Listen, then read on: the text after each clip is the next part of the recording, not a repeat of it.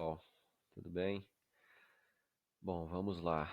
Estávamos falando de classificadores lineares, já falamos sobre o perceptron, falamos sobre o least square, vimos o least squares determinístico, o least squares estocástico, que basicamente é um perceptron mais esperto. Vamos falar sobre máquinas de vetor de suporte e discriminante Fisher. Na aula de hoje, eu vou focar no discriminante Fisher. Bom, antes de começar, eu só vou revisar com vocês aqui nesse slide. Estou disponibilizando aqui uma rotina de implementação daquele exemplo que está nos slides da aula passada, do List Squares determinístico. Então, são duas classes, C1 e C2. Cada evento tem duas dimensões e cada classe tem 5 eventos. Então, se a gente olhar o plot, é um problema não linearmente separável, né? Não dá para você separar com uma reta, por isso que ele é não linearmente separável. Então tá aqui 1, 2, 3, 4. Engraçado, só tem 4 eventos. 5, tem um aqui, né? Então 5 eventos para cada classe. E aí foi projetado aqui o least squares determinístico, que basicamente é calcular a pseudo-inversa da base de dados, multiplicar pelo alvo, né, e acha o vetor de peso. E aí, a partir do vetor de peso, a gente calcula a reta de separação e plota ela, né? Tá aqui. E aqui tem a implementação dele estocástico.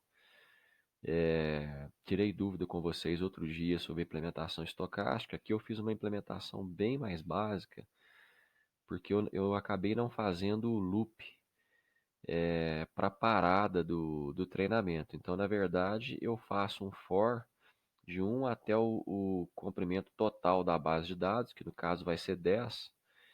Então, cada evento da base de dados passa pelo meu algoritmo uma vez. Então, o vetor de pesos ele se adapta para cada evento. Se adapta uma vez para cada evento. Então, aqui está a implementação dele. É bem básica, né? E o resultado é esse gráfico aqui.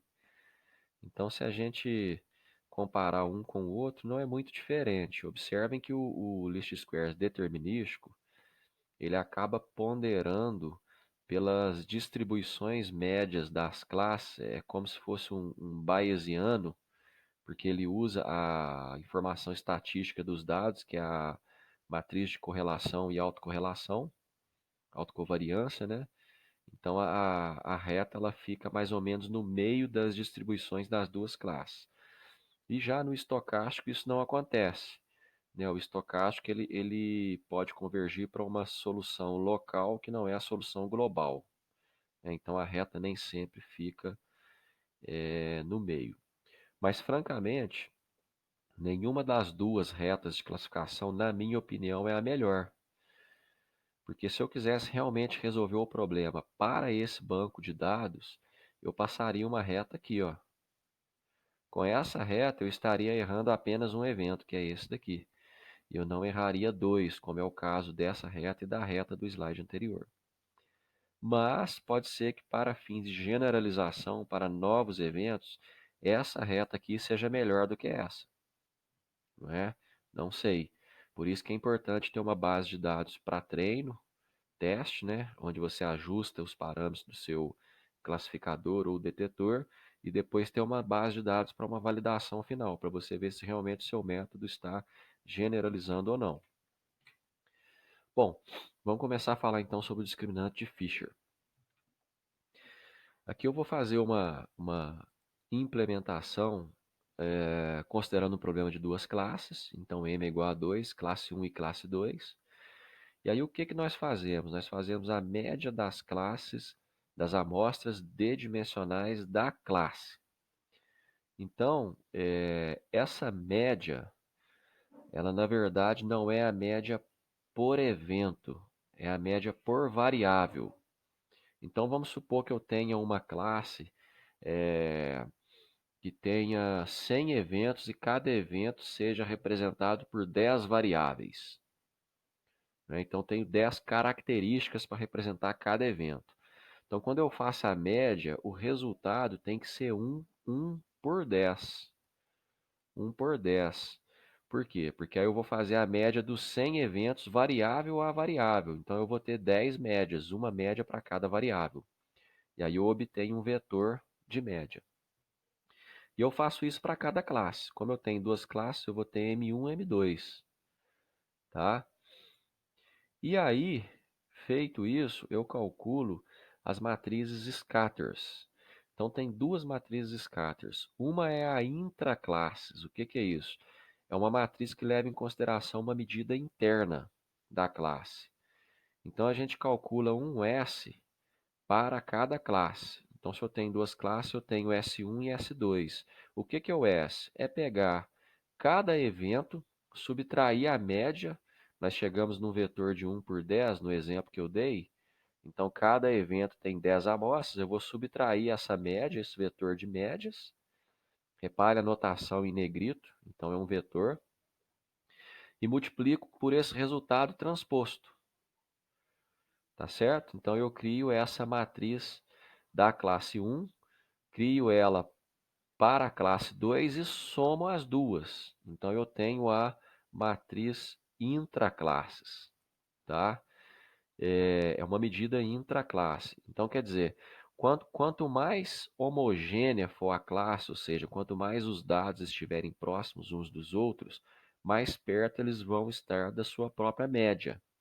E esse SW vai ser o menor possível para classes mais homogêneas e o maior possível para classes mais heterogêneas, onde os dados estão mais espalhados no espaço de características. Essa matriz ela é proporcional à matriz de covariância de dados, ela é assimétrica e semi-definida positiva. E tem a medida entre classes. A medida entre classes a gente chama de SB, que é basicamente o quê? Você pegar a média da classe 1 menos a média da classe 2 e multiplicar pelo transposto desse resultado. Isso também vai dar uma matriz. Ela é simétrica e semi-definida. E a função custo do Fisher, esse FDR vem de Fisher's Discriminant Ratio, que é a razão de discriminação de Fisher. Não confundam com outros Fishers da estatística que existem aí, tá? Esse é o Fisher's Discriminant Ratio, razão de discriminação de Fisher. É uma razão porque é uma divisão. A função custo basicamente é essa, ó.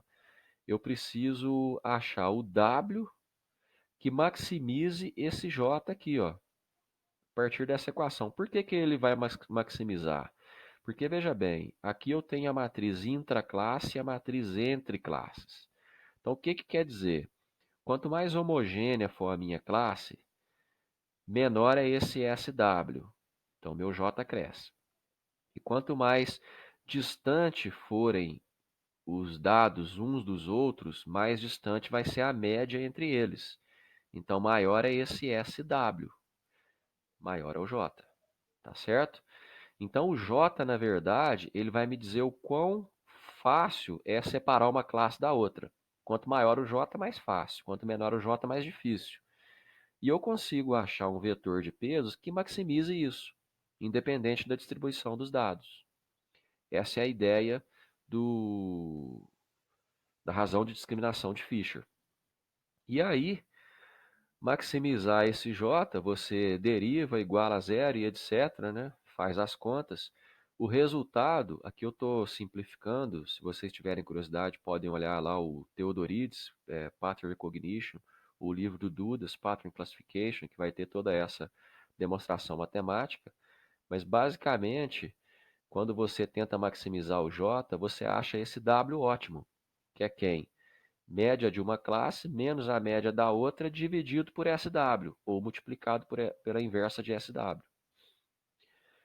Quando nós fazemos isso, basicamente o processo de classificação ele é convertido de um espaço D-dimensional para um espaço unidimensional.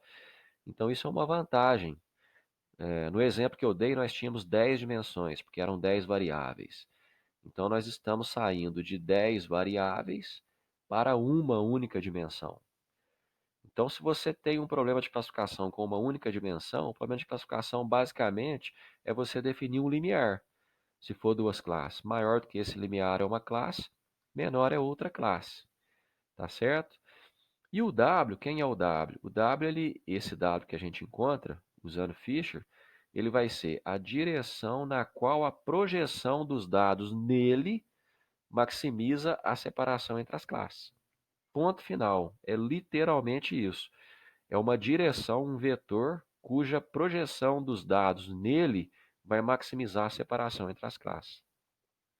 E nesse novo espaço, a gente define um limiar que fará a separação entre os dados projetados em W. Beleza. Aqui tem uma implementação básica.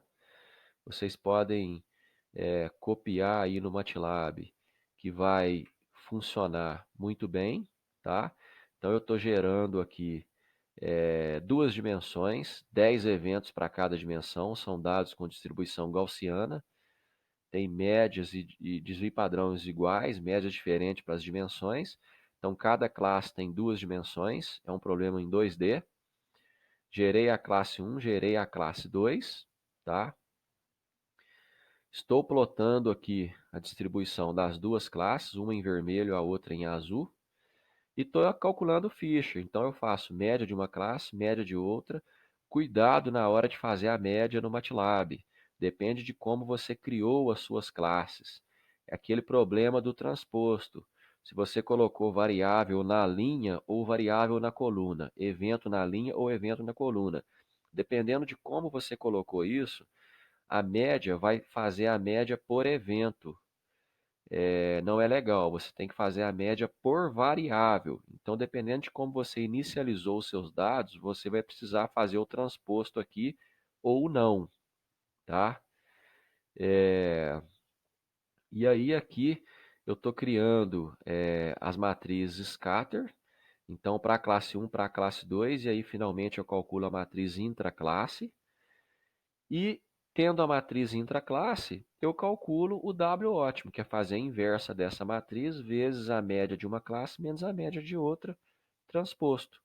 Beleza, está pronto o meu W. Então reparem que é determinístico, não é estocástico, ou seja, toda hora que eu rodar para a mesma base de dados, eu vou chegar na mesma reta, tá? No mesmo vetor W.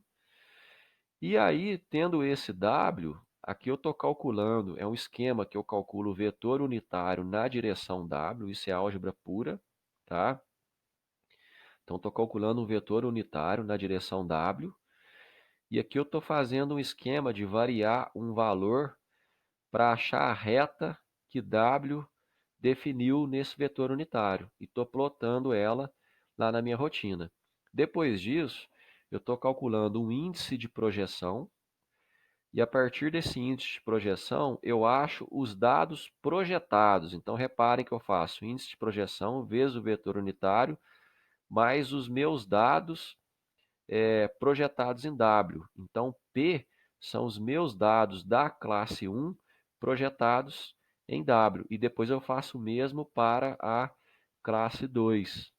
Tá? E aí eu ploto os dados projetados em W aqui e aqui. Tá certo? Bom, aqui, na verdade, o que eu estou fazendo é implementando o meu classificador, que basicamente é pegar os eventos e multiplicar por W, né? Então eu acho os pontos x1, x2 e estou fazendo o histograma deles. O histograma vai me dar uma noção melhor para eu definir o limiar que vai separar um evento do outro, uma classe da outra, tá? Então ilustrando vai ficar mais fácil, olha só. Aqui eu tenho os meus dados no azul mais claro, tá vendo, de uma classe, os meus dados da outra classe, e aqui eu tenho os eventos azuis da classe 1 projetados no meu vetor W, esse é o meu vetor W, e aqui esses eventos projetados em W. Então reparem que a direção de W, que é essa daqui, tem que ser a direção que maximize a separação quando os eventos são projetados nela. Se eu tivesse passado um W aqui, ó, estava enrolado, porque a projeção, olha só, ia misturar todo mundo, embaralhar todo mundo, e aí eu não ia conseguir separar, tá certo? Então o vetor W do Fisher, ele não é a fronteira de separação, ele é a direção na qual a projeção dos eventos nele vai maximizar a separação das classes. E aqui eu faço o histograma dos eventos separados, aliás, dos eventos projetados. Quando eu projetei, aqui eu tenho um espaço em duas dimensões, tá vendo? X1, X2. Quando eu projeto, eu transformo em uma única dimensão. Vocês vão ver isso quando rodarem a rotina no MATLAB. Eu saio de duas dimensões e caio para uma. Se eu tivesse 10, 20 dimensões, eu cairia para uma também, quando eu projetasse. E esse W meu, ele ficaria lá em N dimensões, para um caso de mais de duas, mais de três dimensões, né? Então a projeção me leva a uma única dimensão. E tendo uma única dimensão, eu posso olhar para um histograma, tá vendo? Nesse histograma, eu tenho valores aqui com uma única dimensão. E aqui é a quantidade de eventos que eu tenho para cada valor desse, tá? Então aqui, se eu definir um limiar em zero, morreu. Já tem um classificador. Maior que zero, essa classe. Menor que zero, essa classe. Pronto, está projetado o meu classificador. Então, qual é a vantagem do discriminante de Fisher? Eu saio de um problema n-dimensional para um problema unidimensional. Isso é bom? Pode ser que seja, depende dos dados. Por outro lado, eu posso estar reduzindo muito a dimensão e perdendo a minha capacidade de representação das minhas classes a partir das características. Tá certo? Então, esse é o discriminante Fisher. Aqui é um exemplo em três dimensões. Tá vendo? Essa é a reta em três dimensões. Quando eu projeto, eu caio para uma única dimensão. Tá? Aqui eu estou plotando uma única dimensão em 3D, mas na verdade esses dados estão em uma única dimensão. É só um artifício matemático para eu poder mostrar isso. Esse artifício matemático, ele está aqui, ó. Ele está aqui na verdade, ó. Tá? E depois a projeção para realmente para uma única dimensão, ela acontece aqui, ó.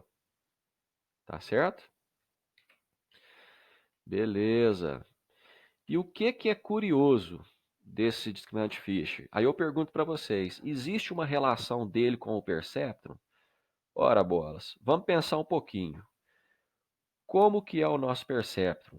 Ele é desse jeito, concorda? É um neurônio só, eu tenho os meus dados na entrada, multiplicando os meus pesos, há um somatório aqui dessa multiplicação, mais esse bias, ou threshold, né, o limiar, e tenho a saída que seria o y. Então, matematicamente, é isso aqui, ó. Agora, e se eu fizer o seguinte, se eu passar esse W para cá com valor negativo e chegar nisso? O resultado é isso aqui, ó. Olha só, o que é aquilo ali? Vamos voltar um pouquinho, ó. Eu tenho x vezes W. Olha aqui, ó. Olha isso aqui, ó. X vezes W, ou seja, o meu evento vezes W.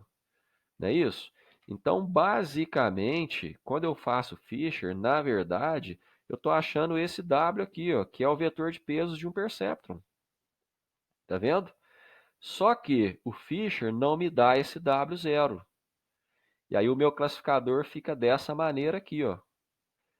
Tá certo? Então, na verdade, o W, ele é aquele vetor que eu falei lá nas primeiras aulas, que é ortogonal à fronteira de separação. É óbvio. Vamos voltar aqui, ó. Olha lá, ó.